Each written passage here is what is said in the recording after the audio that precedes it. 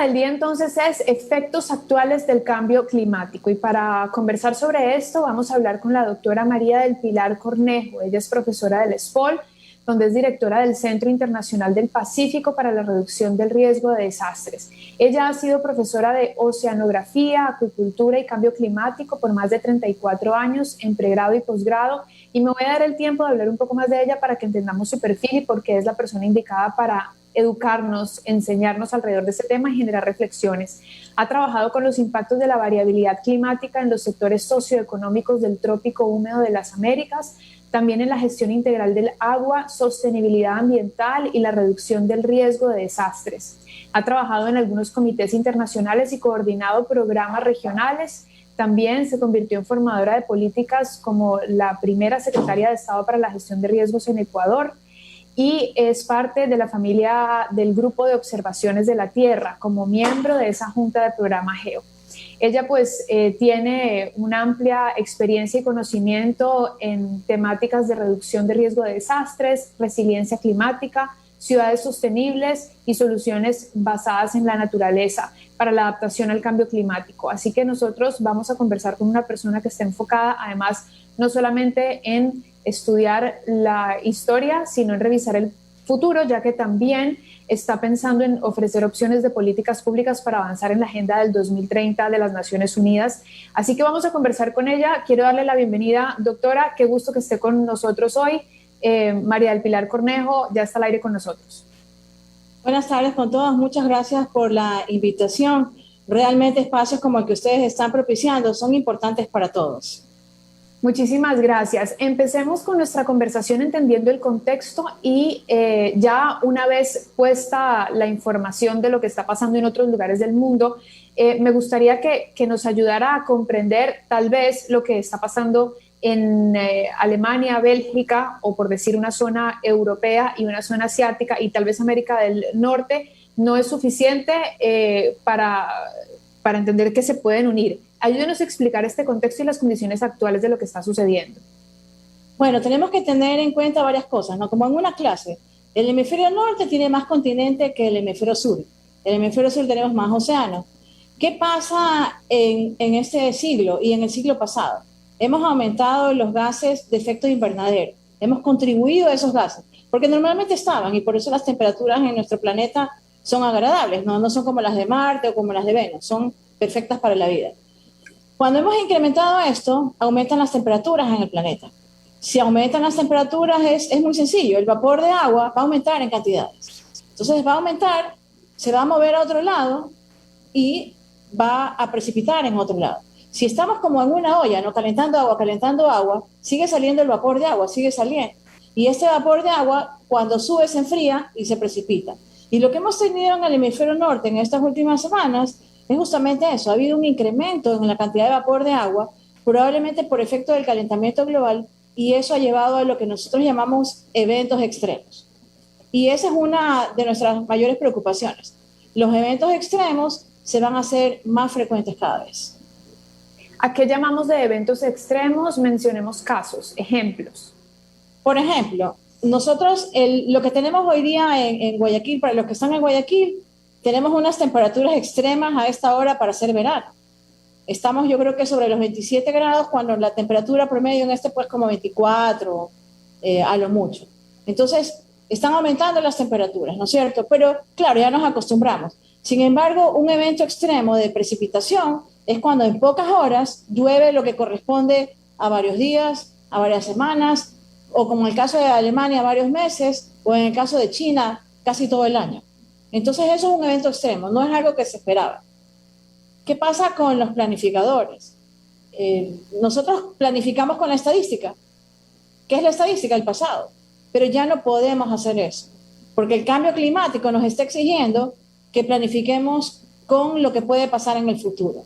Y claro, eso sale caro, porque si yo digo va a llover más, hablemos de un municipio con el que trabajemos, va a tener que poner un alcantarillado más grande, pero le van a preguntar a él, pues, ¿y esa lluvia cuándo viene? Y si no, Contraloría se lo lleva preso, porque ha sobredimensionado la obra, porque a lo mejor en su periodo de 4 o 5 años de alcalde no hubo ese evento extremo, pero justo termina, vienen las inundaciones. Entonces, tenemos que cambiar esa forma de planificar y pensar en que cada vez vamos a tener estos eventos y que tenemos que llegar a un punto medio que nos permita con el diseño de las ciudades poder capear estos problemas.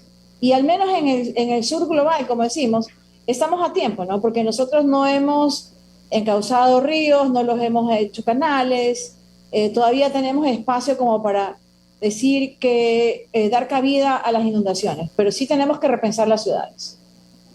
Bien, un poco retrocediendo y antes de entrar a la planificación de las ciudades, quiero entender qué es lo que ha pasado en el hemisferio norte que no se haya podido prever. ¿Por qué estas inundaciones han sido tan extraordinarias, de tales dimensiones y no se pudieron prevenir?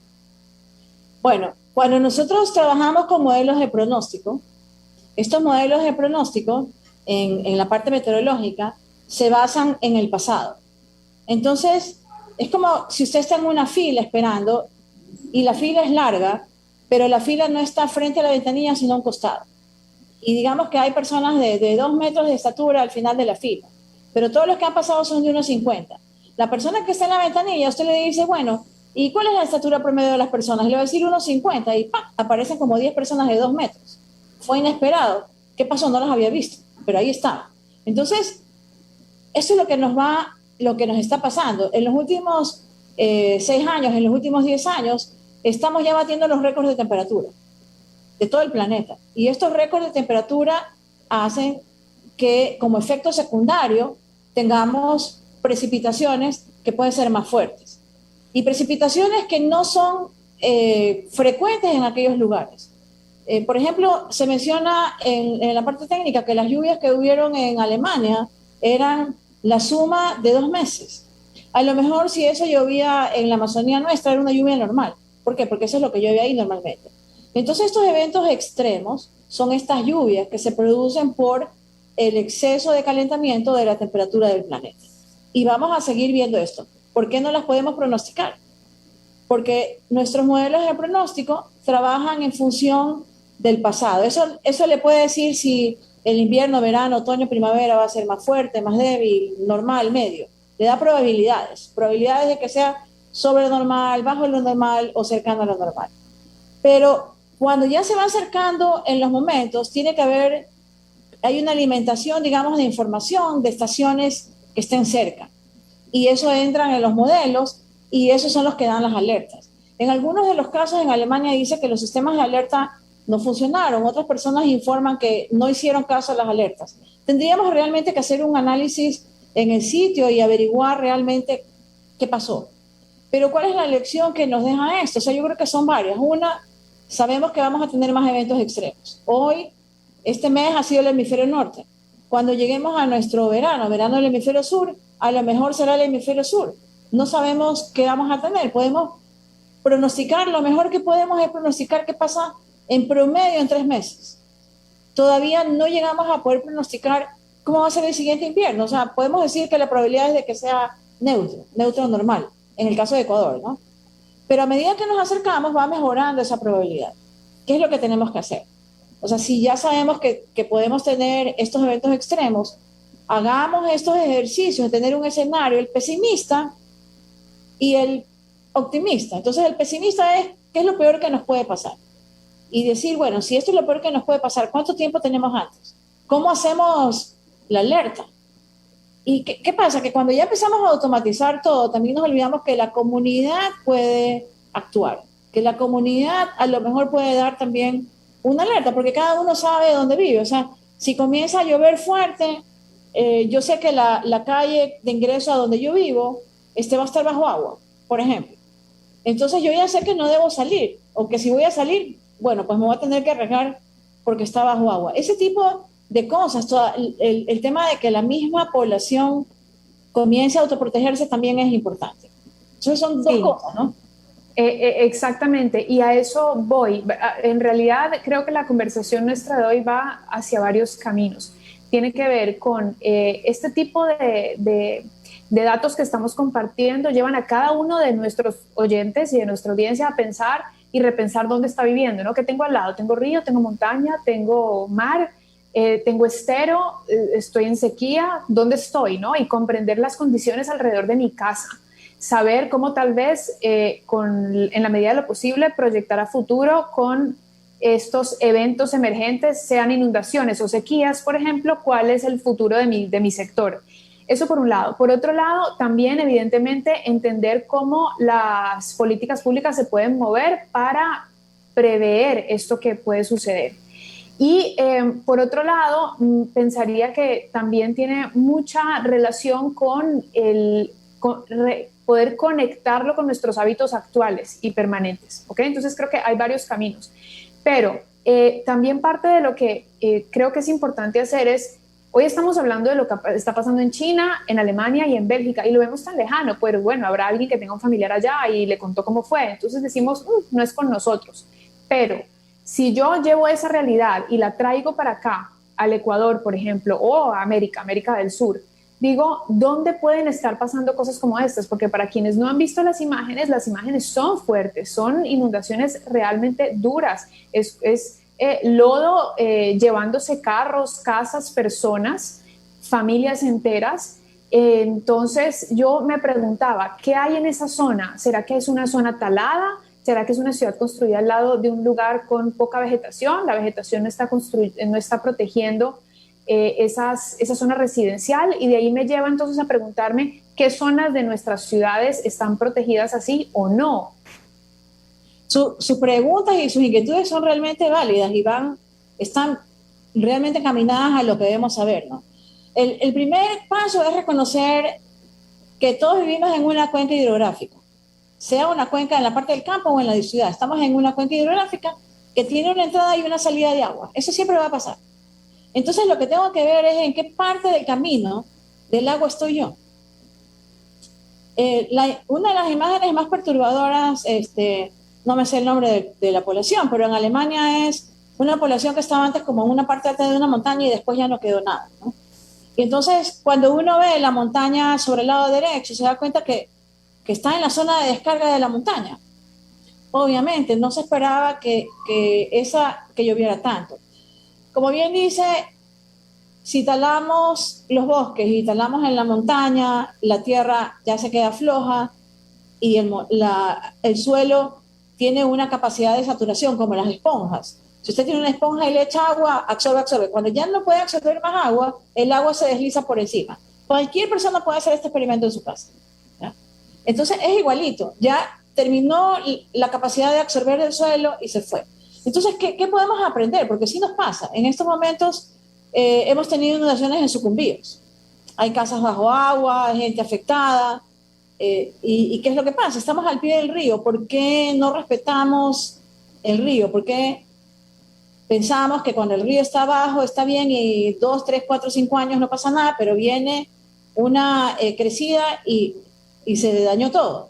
Y bueno, se recupera lo material, pero las vidas humanas se perdieron y no hay más que hacer. O sea, es terrible que haya todavía, creo que más de 1.000 desaparecidos en la zona de Alemania, más de 150 personas confirmadas muertas.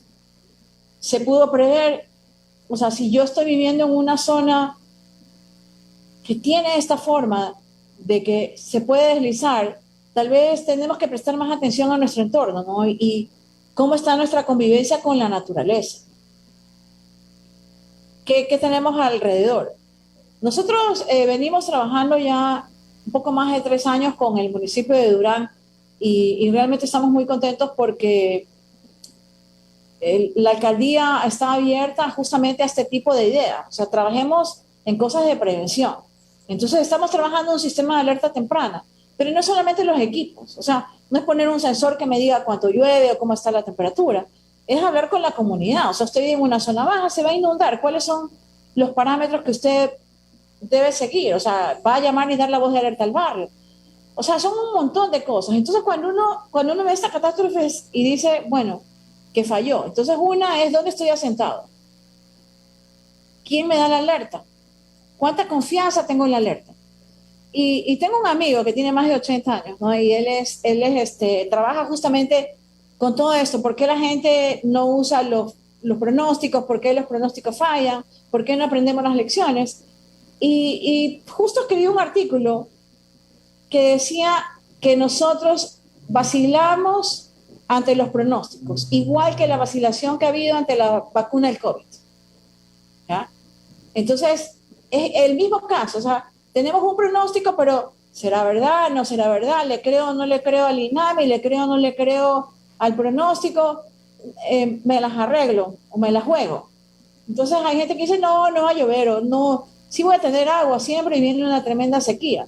Entonces, tenemos un poco también que educarnos nosotros mismos en este sentido.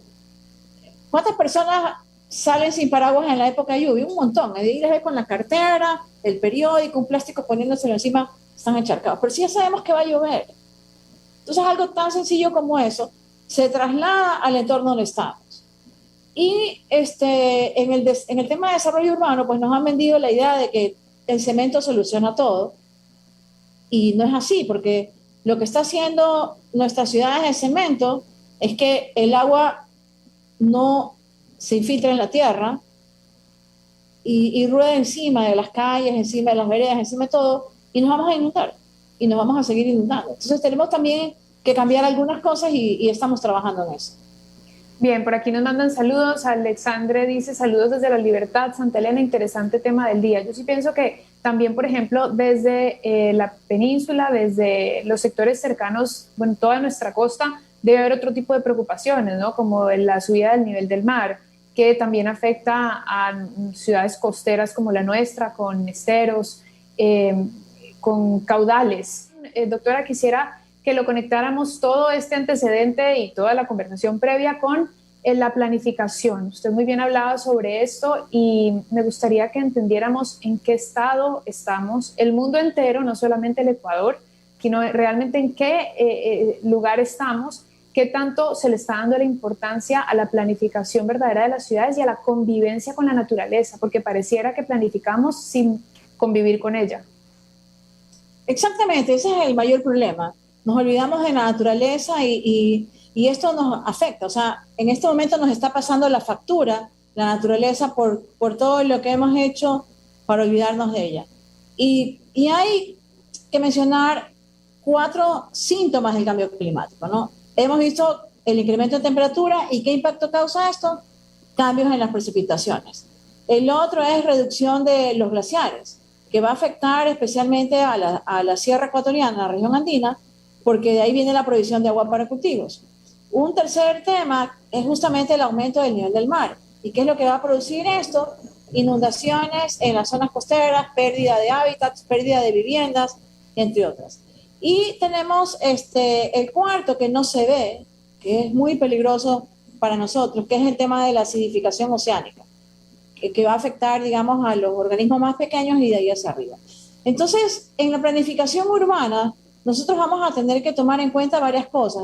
Si vamos a la primera parte, la más importante es, tenemos aproximadamente el 52% de la población en zonas urbanas, 48% en las zonas rurales, pero está aumentando, sigue la migración. Vamos a tener más demanda de agua potable y de agua para diferentes actividades porque se incrementa la población en las ciudades. Entonces, ¿qué pasa con la provisión de agua? ¿Tendremos suficiente? En el caso de Ecuador, los escenarios de cambio climático dicen que al menos en algunos lugares va a llover más, pero tenemos todavía que afinar esto y decir exactamente, yo quiero saber cuánto más va a llover en Guayaquil. Por eso, si va a llover más en todas partes, tenemos que prepararnos para eso. ¿Qué significa esto? Cambiar el tema de las veredas. Hay un proyecto que tiene SPOL con el municipio de Guayaquil, donde ya trabajaron la parroquia Febres Cordero con soluciones que se propusieron para que sea un poco más verde, para cambiar las vías y hacerlas más permeables al agua. Inclusive hoy en día hay concreto permeable. Entonces, cuando estemos construyendo y diseñando, usemos ya otros materiales. ¿Por qué tenemos que usar el adoquín cerrado? Podemos usar en muchos lugares el adoquín hueco, etcétera. Hay soluciones ingenieriles. Hay otras soluciones basadas en naturaleza y hemos presentado una propuesta en Durán que es recuperar los canales que tiene Durán. Entonces esos canales están ocupados o con basura o están llenos de maleza, cuando pudieran ser centros atractivos para que la gente tenga parques lineales, pasee, camine, etcétera, o hasta pesque, pero que además sirven para recoger el agua de las lluvias. jardines de lluvia, zonas que normalmente se inundan, pueden ser parques mientras no llueve.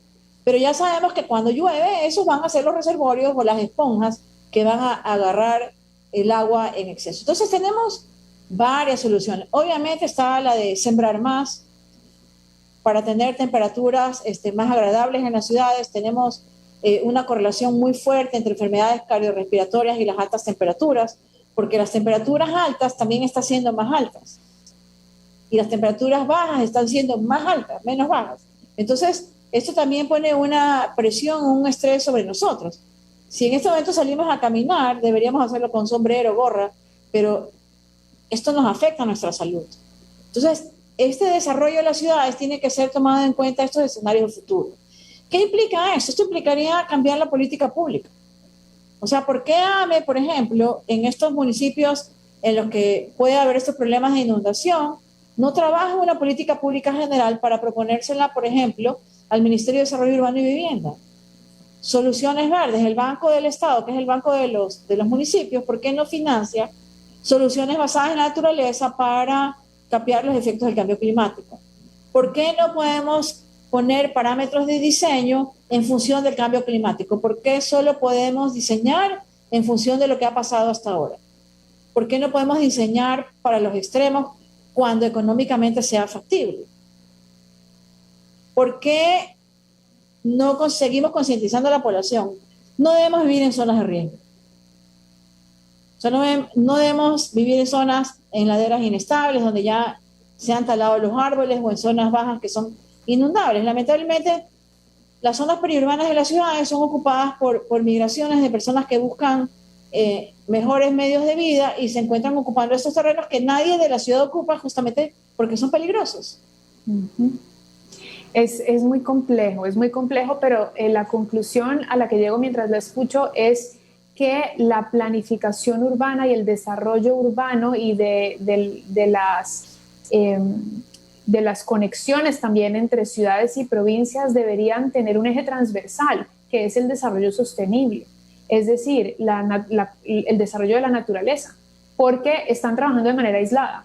Y de manera aislada nunca entonces se logrará esto que usted está mencionando. Por aquí nos mandan mensajes. Las construcciones en lechos secos de ríos tienen el riesgo de futuras inundaciones, talado indiscriminado de bosques. También Gonzalo Arias, que nos escucha desde Toronto, Canadá, dice: un incendio destruyó el pueblo canadiense de Lytton, BC, que batió el récord de temperatura de 49.6 grados. Que es lo que usted decía, ¿no? Ya las temperaturas se van elevando definitivamente. Entonces, un poco para concluir nuestra conversación, ¿cuáles serían los caminos responsables? Bueno, hay varios, ¿no? O sea, hay uno que siempre se discute a nivel de Naciones Unidas y nuestros representantes en los foros siempre lo mantienen, y es el de las responsabilidades compartidas pero diferenciadas. O sea, todos somos responsables de esta lucha contra los impactos del cambio climático, pero las responsabilidades son diferenciadas porque si vemos a Ecuador como emisor de gases de efecto invernadero, nosotros no aportamos mucho a esto en el planeta.